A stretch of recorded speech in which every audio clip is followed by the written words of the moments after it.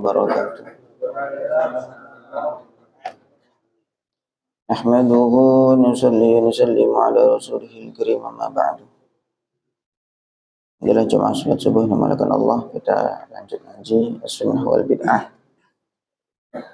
Sebelumnya kita kirim al-fatihah untuk guru-guru kita dan juga untuk penulis kitab ila hadratin Nabi Mustafa Muhammad sallallahu alaihi wasallam azwajuhu wa dzurriyyatuhu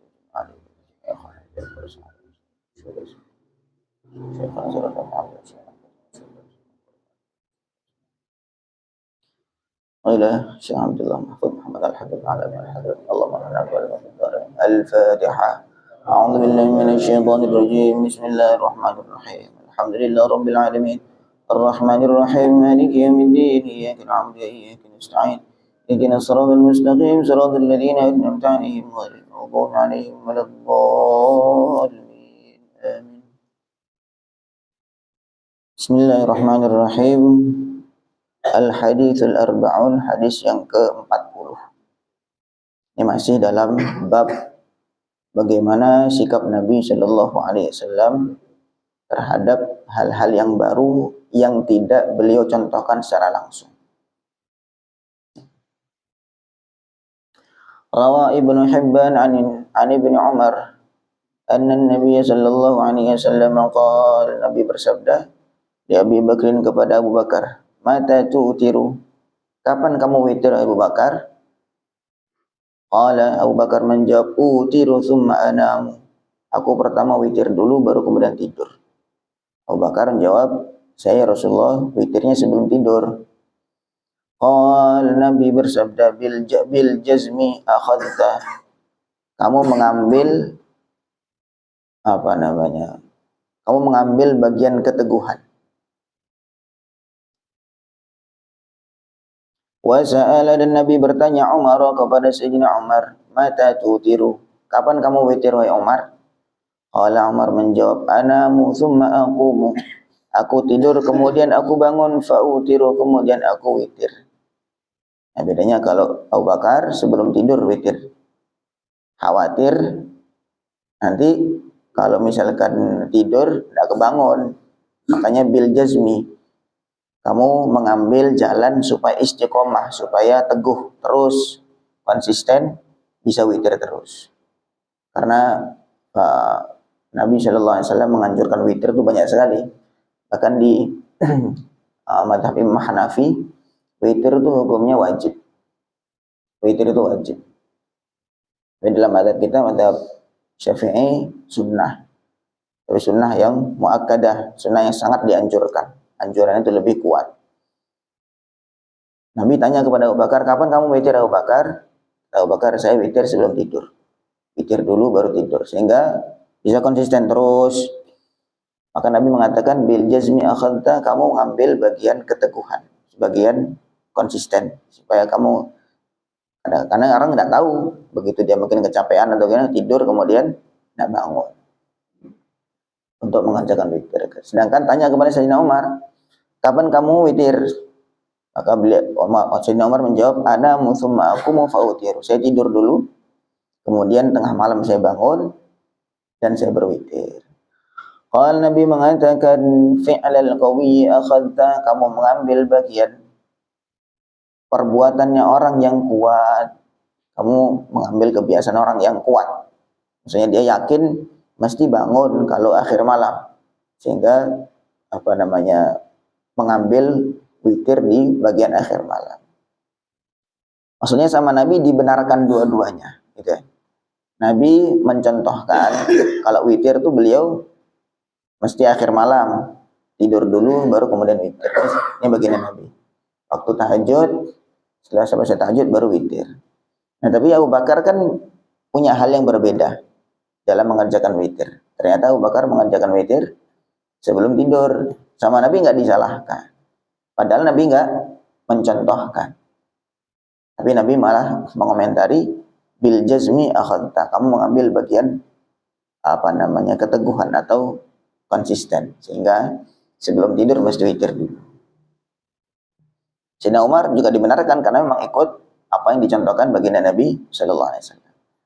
Dzakarahu fi Mawarididh Dham'an, ini disebutkan dalam kitab Mawarididh Dham'an fi Zawaid Ibn Hibban lil Hafidz An-Nur Al-Haythami. Faqad aqarra, sungguh Nabi telah berikrar, Nabi telah menetapkan kulla wahidin minhuma, masing-masing dari Abu Bakar dan Sayyidina Umar. Ma'annal ma'lum, padahal sudah diketahui anna fi'lan Nabi sallallahu alaihi wasallam, bahwa yang dikerjakan Nabi sallallahu alaihi wasallam al-witru fi akhiril lail, adalah witir di akhir malam, wa ba'da tahajjudihi, dan selepas selesai mengerjakan tahajud. Ya, kita biasanya kalau Ramadan witir habis tarawih sebelum tidur witir. Kemudian kalau bangun tahajud lagi ya enggak apa-apa, bangun, tetapi enggak usah witir lagi. Tidak usah witir lagi. Nah, itu yang dikerjakan oleh Abu Bakar. Apakah Abu Bakar selepas witir sebelum tidur kemudian enggak tahajud? Tentu tidak mungkin. Abu Bakar sahabat yang paling mulia, khalifah pertama, khalifahnya Rasulullah SAW, apakah mungkin beliau itu tidak tahajud? Apakah berarti karena witirnya udah selesai sebelum tidur kemudian tidur bablas sampai subuh? Enggak, mesti beliau tahajud. Tetapi beliau untuk menjaga konsisten supaya terus witir sehingga dikerjakan sebelum tidur. Nah, ini Nabi mengikrar. Ya monggo, enggak apa-apa, dua-duanya boleh dipakai. Kalau mau witir sebelum tidur berarti ini pakai caranya Abu Bakar. Kemudian kalau witirnya selepas bangun tidur, waktu selepas tahajud, ikut apa yang dikerjakan Sayyidina Umar. Dua-duanya sunnah, maksudnya dua-duanya ditetapkan oleh baginda Nabi Shallallahu Alaihi Wasallam. Nah itu tadi, Nabi nggak mencontohkan, tetapi ketika ini masih tidak bertentangan dengan syariat, ternyata Nabi menerima. Al-haditsul wahidu wal arba'un, hadis yang ke-41, akhraj Ahmad wa Abu Dawud wa Daruqutni wa awradahu al-Bukhari ta'liqan. Imam Bukhari meriwayatkan atau mencantumkan hadis ini dengan dibuang sanadnya. Wa Ibnu Hibban, dan juga Ibnu Hibban, wal Hakim an Amr ibn al-As annahu, sungguhnya Amr ibn As lamma bu'itha fi ghazwati Dzatis Salasil, ketika diutus Amr bin As ketika diutus ke satu perang namanya perang Dzatus Salasil.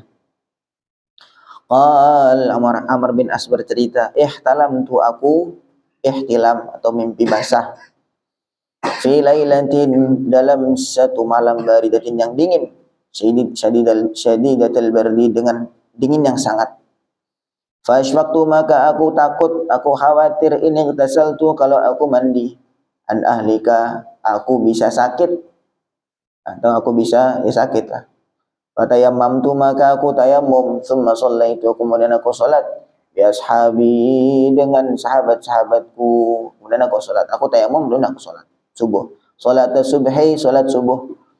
Falamma qadimna, ketika kami sampai, ketika kami datang ala Rasul, kepada Rasul sallallahu alaihi wasallam, dzakaru lahu dzalika, para sahabat-sahabat menceritakan perbuatan Amr bin As tadi kepada Nabi sallallahu alaihi wasallam. Laporannya Rasulullah, ini Amr bin As dia enggak sakit. Kok tiba-tiba dia tayamum. Sebenarnya kan tayamum kan begitu. Tayamum karena tidak bisa menggunakan air. Tapi apakah dibenarkan bertayamum itu karena dingin? Alasannya karena dingin, nggak mau pakai air, akhirnya tayamum.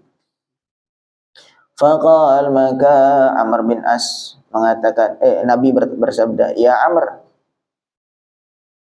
wahai Amr, shallaita bi ashabika wa anta junub? Apa kamu sholat dengan sahabat-sahabatmu sedangkan kamu kondisi junub? Maksudnya kan kalau dikatakan bahwa tayamum itu tidak sah, berarti kan dia masih dalam kondisi junub. Tayamum dari alasan karena dingin dulu. Nah, apakah itu dibenarkan oleh syariat? Kalau memang tidak dibenarkan, maka berarti kan sholat dalam kondisi junub. Nabi tanya begitu. Fakultu, maka Amr ibn As, aku, kata Amr bin As, menjawab, dzakartu qaulallahi ta'ala, ya Rasulullah, aku ingat firman Allah Ta'ala, wala taqtulu anfusakum innallaha kana bikum rahima. Wala taqtulu, jangan kamu bunuh anfusakum, diri kalian sendiri. Innallaha, sungguhnya Allah kana bikum rahima, kepada kalian sangat sayang. Fatayammamtu, maka aku tayamum, wa shallaitu, dan aku salat. Ya Rasulullah, saya itu ingat firman Allah, wala taqtulu anfusakum innallaha kana bikum rahima. Jangan kamu bunuh diri kalian sendiri, sesungguhnya Allah sangat sayang kepada diri kalian. Ini larangan, nggak boleh bunuh diri. Maksudnya, ya Rasulullah, saya ini waktu itu sangat dingin sekali. Saya kalau pakai air, itu saya bisa selesai. Nah, bisa sakit, bisa membahayakan diriku sendiri. Maka aku tayamum. Dan ini kan kondisi setiap orang kan beda-beda. Ada yang dengan dingin yang sama, ada yang kuat, ada yang tidak kuat, kan begitu. Nah, Amr bin As dalam kondisi ini nggak kuat sekali dengan dinginnya waktu itu. Maka aku tayamum, ya Rasulullah, karena aku takut dengan menggunakan air bisa membahayakan aku sendiri. Maka akhirnya aku memilih tayamum dan aku sholat. Fadhahika Rasulullah sallallahu alaihi wasallam, maka Rasulullah tertawa. Walam yakul syai'an, dan tidak mengatakan sesuatu. Dengar jawaban Amr bin As, ya Rasulullah, saya kalau pakai air malah saya bisa mampus. Maka Nabi ketawa dan enggak mengucapkan apa-apa. Intaha, selesai matan hadisnya. Fadhahikur Rasul sallallahu alaihi wasallam, maka tertawanya Nabi sallallahu alaihi wasallam, wasukutuhu, dan diamnya Nabi, enggak pakai komentar apa-apa. Khairu dalilin, adalah dalil terbaik, ala ridho, atas ridhonya Nabi, wa taswibi, dan membenarkannya Nabi. Li'annahu, karena Nabi sallallahu alaihi wasallam la yuqirru ahadan, tidak menyetujui seorang pun, ala batilin, atas sesuatu yang batil, sesuatu yang tidak benar. Kalau memang itu keliru, pasti Nabi tegur. Tidak mungkin Nabi mendiamkan begitu saja. Nabi ketawa dan nggak komentar apa-apa. Maka ulama membahas diamnya Nabi, bahkan tertawanya Nabi, itu bahkan menjadi dalil terbaik, menunjukkan bahwa itu benar. Itu benar. Tentu karena alasannya kalau salah mesti ditegur oleh Nabi. Karena Nabi tidak menyetujui seorang pun atas kebatilan. Karena beliau sahibus syariah. Beliau punya aturan. Kalau aturan itu keliru, mesti beliau luruskan. Wa ma'adzalika, bersama dengan itu, dengan cerita yang tadi kita dengar, faqad thabata 'an Ibnu Mas'ud, telah tetap ada riwayat dari Ibnu Mas'ud radhiyallahu anhu, annahu, sungguh Ibnu Mas'ud, kana yamna'uhu, beliau melarang tayamum karena dingin. Kalau Ibnu Mas'ud, ini perbedaan para sahabat ya. Ibnu Mas'ud, beliau punya pendapat nggak boleh tayamum itu karena alasan dingin. Nggak boleh tayamum karena alasan dingin. Wa yaqulu, Ibnu Mas'ud mengatakan, lau rakhasna lahum, kalau kita memberikan keringanan untuk umat karena dingin, lau syaka, maka hampir-hampir, idza baradal ma'u, setiap air itu dingin, ayatayammamu, mesti mereka akan tayamum. Bal kana la yara, bahkan Ibnu Mas'ud berpendapat sihhatat tayamum, beliau tidak berpendapat sihhatat tayamum, sahnya tayamum, anil janabati mutlaqan, dari junub secara mutlak. Coba ini dari dua sahabat yang berbeda. Sayyidina Amr bin As, beliau tayamum karena dingin. Dilaporkan oleh Nabi kepada Nabi sallallahu alaihi wasallam, dan Nabi enggak komentar. Sedangkan Ibnu Mas'ud, beliau punya pendapat yang lain. Beliau termasuk ahli fikihnya para sahabat. Beliau mengatakan, enggak boleh tayamum itu kalau alasan karena dingin, karena kan bukan sakit itu. Sehingga tayamum karena dingin itu enggak sah. Lalu siapa yang benar? Dua-duanya dibenarkan oleh baginda Nabi Shallallahu Alaihi Wasallam. Ibnu Mas'ud bahkan mengatakan kalau orang junub tidak bisa tayamum, mesti harus mandi, tidak ada tayamum itu tidak sah kalau dari junub. Kalau masih hadas kecil sah, tidak apa untuk dipakai sholat. Tapi kalau junub itu tidak boleh, mesti harus mandi. Itu pendapat Ibnu Mas'ud, agak sedikit ekstrim. Tapi ini Amr bin As mengambil pendapat enggak apa-apa karena kita menggunakan air bisa membahayakan diri sendiri. Dalilnya wala taqtulu anfusakum, jangan kamu bunuh diri kalian sendiri.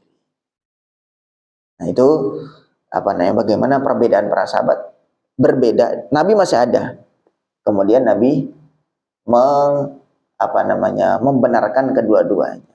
Maknanya memang perbedaan itu sebuah keniscayaan. Perbedaan itu sesuatu hal yang mesti ada. Sekali lagi, kalau selama yang berbeda itu masih dalam koridor syariat, maka itu tidak apa-apa. Tapi begitu keluar dari aturan-aturan syariat, maka itulah yang ditegur oleh baginda Nabi SAW, dan itu merupakan bid'ah atau hal yang baru yang tidak ada dasarnya sama sekali dalam agama. Al-hadits tsani wal arba'un, hadis yang ke-42. Wa akhrajan Nasa'i fil Mujtaba bisanadihi an Anas radhiyallahu anhu anna Nabi sallallahu alaihi wasallam, dari Anas radhiyallahu anhu, Nabi sallallahu alaihi wasallam dakhala Makkah, dan masuk ke Mekah, fi umratil qada, pada umrah qada. Beliau mengqada umrah. Wa Abdullah ibn Rawahah, sedangkan Abdullah ibn Rawahah sahabat Nabi, yamshi berjalan baina yadayhi, di depan Nabi. Wa huwa yaqul, Abdullah bin Rawahah mengatakan, khallu banil kuffari an sabilihi, al-yawma nadribkum an tanzilihi, darban yuzilul hama an maqilihi, wa yudhilul khalilu an khalilihi. Itu syair, mengatakan sebuah syair. Mungkin istilahnya puisi lah begitu, atau pantun. Khallu, biarkanlah, banil kufar, wahai orang-orang kafir, an sabilihi, dari jalannya Nabi. Minggir bahasa gitu. Minggir, kasih jalan. Nabi ini kasih jalan. Jangan menghalangi Nabi.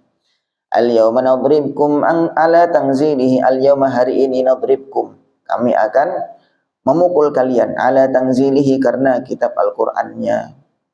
Maksudnya karena memang perintah Al-Qur'an, kami disuruh memerangi kalian.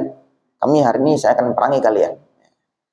Darban, dengan pukulan, yuzilul hama, yuzilu, yang melepaskan, al-hama, kepala, an maqilihi, dari tempatnya.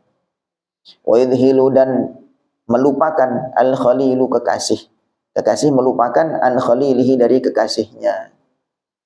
Minggir, hari ini kami akan memukul kalian karena perintah Al-Qur'an, dengan pukulan yang bisa melepaskan kepala dari tempatnya, dan seorang kekasih bisa lupa dengan kekasihnya karena pukulan ini.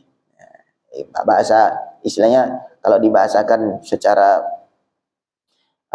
bebas begitu. Ini bentuk syair.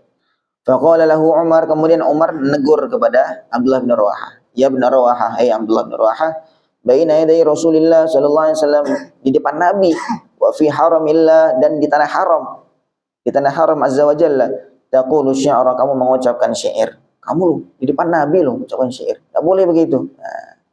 Atau di tanah haram ini, di tanah suci, kok kamu syair-syair. Karena syair itu istilahnya bahasa kita ya pantun atau puisi lah, ungkapan-ungkapan yang akhirnya tuh sama gitu loh. Pada akhirnya tanzilihi, makilihi, khalilihi, begitu. Itu syair. Maka Sayyidina Umar bin Khattab negur, kamu tuh kok di depan Nabi syair-syair, bahkan di tanah haram kamu syair-syair. Qala Nabi sallallahu alaihi wasallam, maka Nabi dengar, karena Nabi di dekatnya Abdullah, karena Abdullah sedang memegang tali kekangnya kendaraan Nabi sallallahu alaihi wasallam. Khalli anhu, biarkan saja wahai Umar. Abdullah itu biarkan aja. Fala huwa, sungguh syairnya Abdullah bin Rawahah, asra'u, lebih cepat menakutkan, fihim, kepada orang kafir, min nadhin nabli, dari serbuan anak panah. Itu ungkapan dari Abdullah bin Rawahah itu lebih menakutkan atau lebih cepat menakutkan musuh daripada serangan anak panah. Kan sering begitu ucapan, atau bahasa kita tuh lidah bisa lebih tajam daripada pedang, kan gitu. Maknanya kadang-kadang ungkapan kata-kata itu bisa lebih menakutkan daripada hunusan pedang. Qala fi nihayah sukunul ba fi nadribkum, dalam kata nadribkum Min jaizati syi'ri, termasuk jaizatu syair yang diperbolehkan dalam hal syair. Wa mawdi'uha ar-raf'u, padahal sebenarnya posisinya adalah rafa. Ini masalah gramatika Arab, masalah nahwunya. Wal hamu, al-ham jam'u hamatin, adalah jamak atau bentuk plural dari hamah. Wa hiya a'la ra'si, maksudnya itu adalah bagian atas kepala. Wa maqiluhu, maudi'uhu adalah makiluhu atau makilihi, maudi'uhu adalah tempatnya kepala. Musta'arun, dipinjam min maudi'ihi, min maudi'il qailah, dari tempatnya tidur, yaitu leher. Itu ini sedikit tentang keterangan kalimat-kalimat dalam syair itu. Jadi tadi itu sekali lagi nih, Nabi tidak mencontohkan untuk bersyair di tanah haram, di tanah suci. Dan ini Abdullah bin Rawahah ketika nuntun Nabi langsung bersyair. Qallu banil kuffari an sabilihi, al-yawma nadribkum ala tanzilihi, darban yuzilul hama an maqilihi, wa yudhilul khalilu an khalilihi.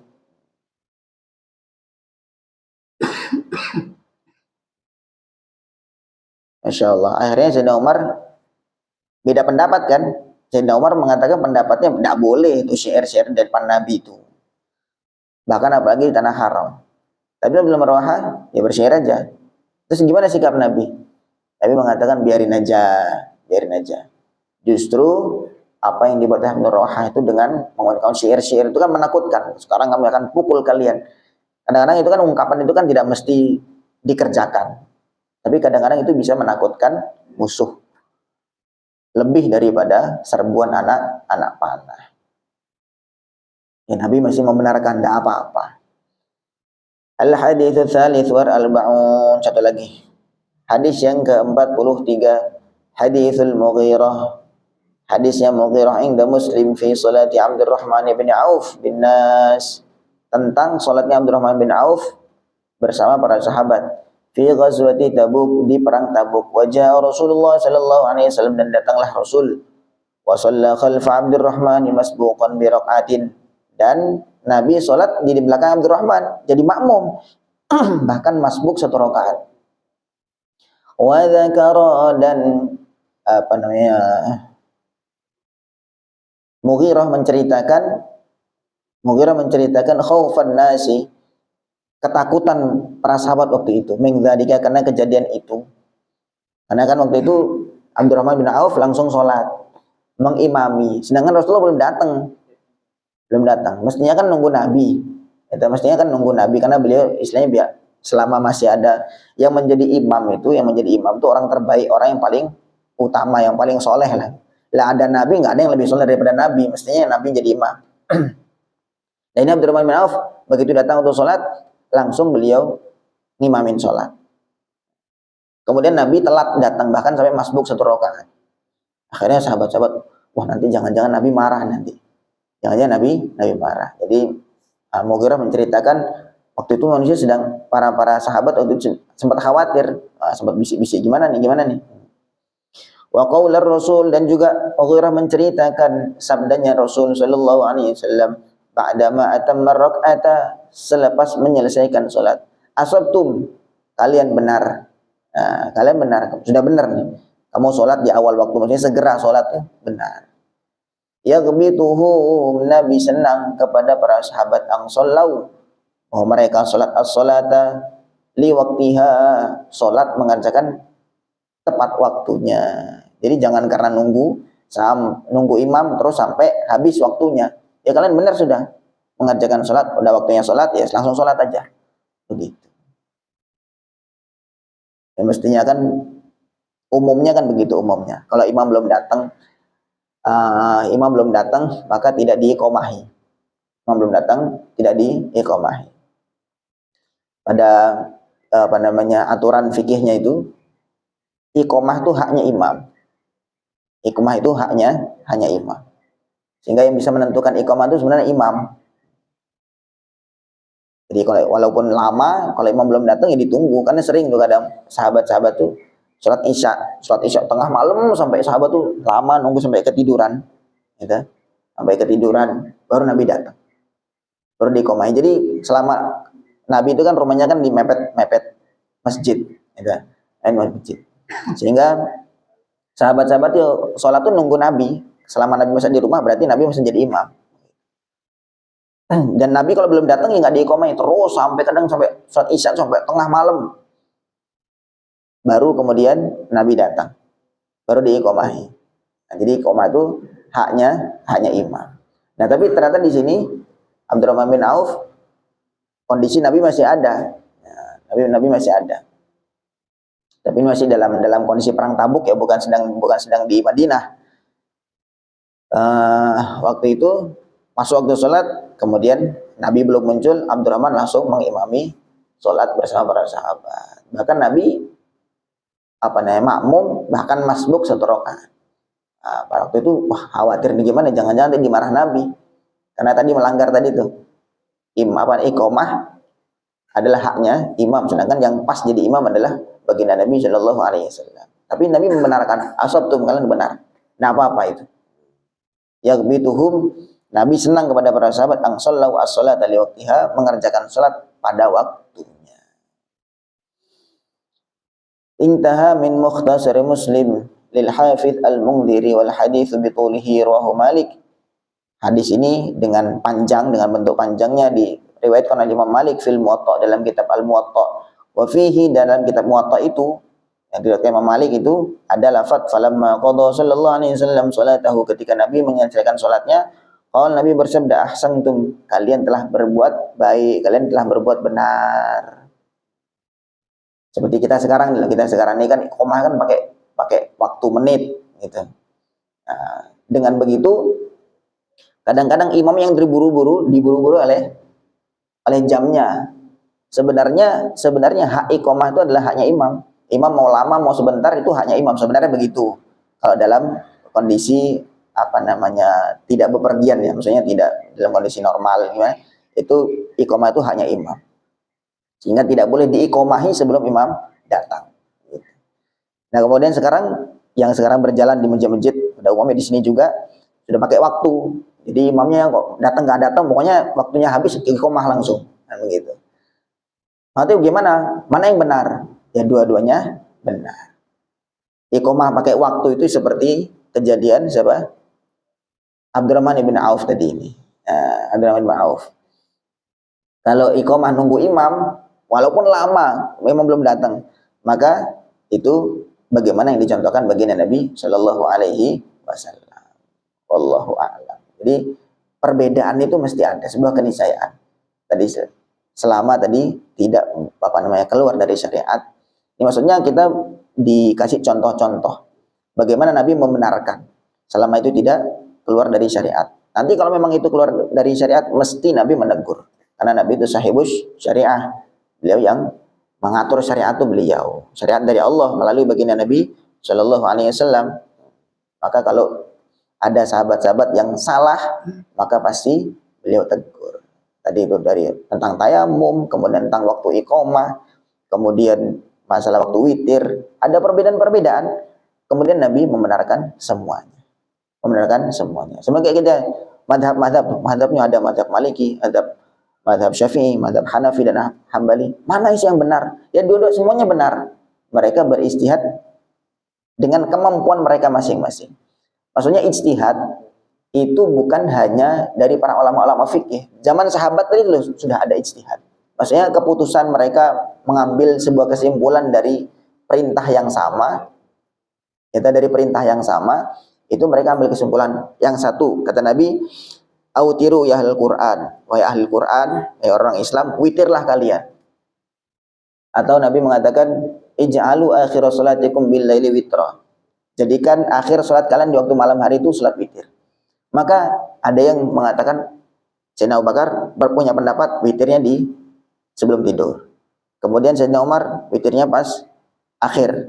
Pokoknya habis tidur, pokoknya terakhir habis tahajud baru witir. Mana yang benar? Ini kan ijtihad. Sebuah keputusan yang sebuah kesimpulan yang mereka simpulkan dari yang mereka pahami. Dan ternyata dari dua yang berbeda nih Nabi benarkan dua-duanya. Wallahu a'lam. Semoga ini bisa difahami.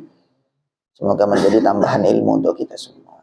Subhanallah bihamdihi, subhanakallah wa bihamdika, asyhadu an la ilaha illa anta astaghfiruka wa atubu ilaik. Assalamualaikum warahmatullahi wabarakatuh.